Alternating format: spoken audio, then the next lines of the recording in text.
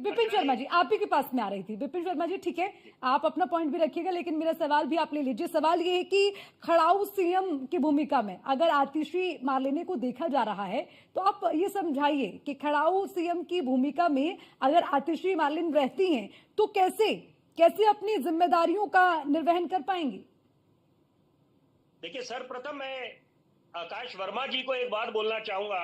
शायद इनके पास मेरे विचार पहुंचे नहीं।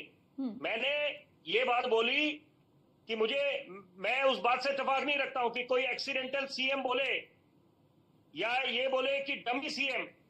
मैं अपनी बात पे अटल हूं। मैंने टेम्पररी सीएम इसलिए बोला, उसके पीछे कारण है।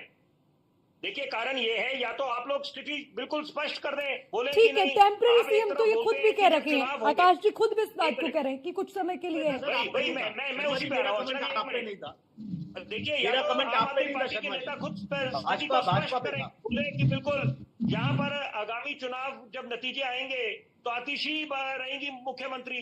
तो ये जब आप खुद बोलते हैं कि जब जनता का निर्णय आएगा, नतीजे आएंगे, तो दोबारा केजरीवाल जी मुख्यमंत्री बनेंगे, तो ये तो आप लोग बोल रहे हैं, तो इसलिए मैंने उस बात को बोला। बहरहाल देखिए, मुद्दा बड़ा गंभीर है।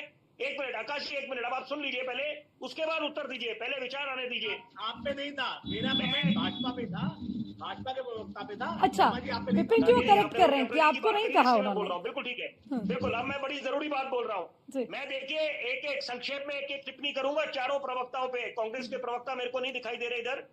यहाँ पर देखिए, लोकतंत्र का मंदिर क्या है? कौन, हम किसको बोलते हैं लोकतंत्र का मंदिर?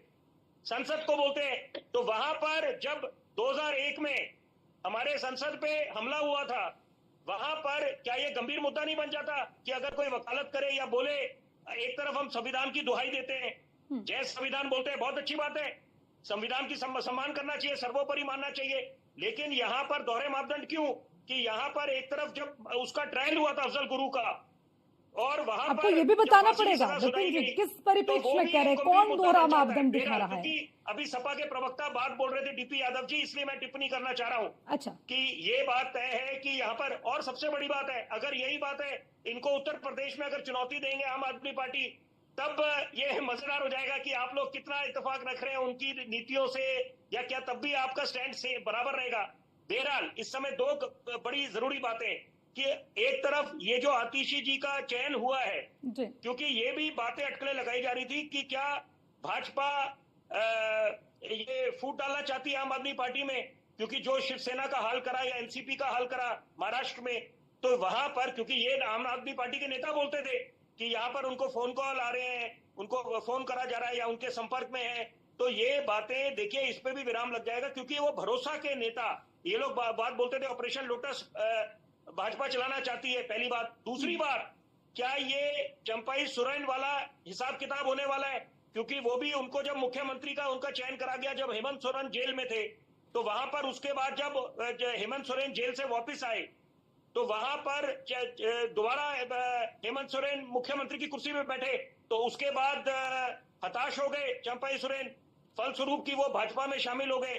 तो क्या ऐसी भी उम्मीदें लगाई जाए? और क्या जब स्पष्ट बहुमत नहीं मिलेगा, मान के चलिए हाइपोथेटिकली, दिल्ली के चुनावों में जब चुनाव होंगे विधानसभा के, तो वहां पर अगर स्पष्ट बहुमत नहीं मिलता, जैसे कि आम आदमी पार्टी को पहले चुनावों में मिला है, तो वहां पर ऐसी स्थिति में, क्योंकि पहले भी ऐसे हुआ है कि वहां पर जब समर्थन कांग्रेस पार्टी ने दिया है, तो क्या कांग्रेस ऐसी कोई शर्त या कंडीशन रख सकती है कि आतिशी ही मुख्यमंत्री रहे या कोई महिला मुख्यमंत्री रहे?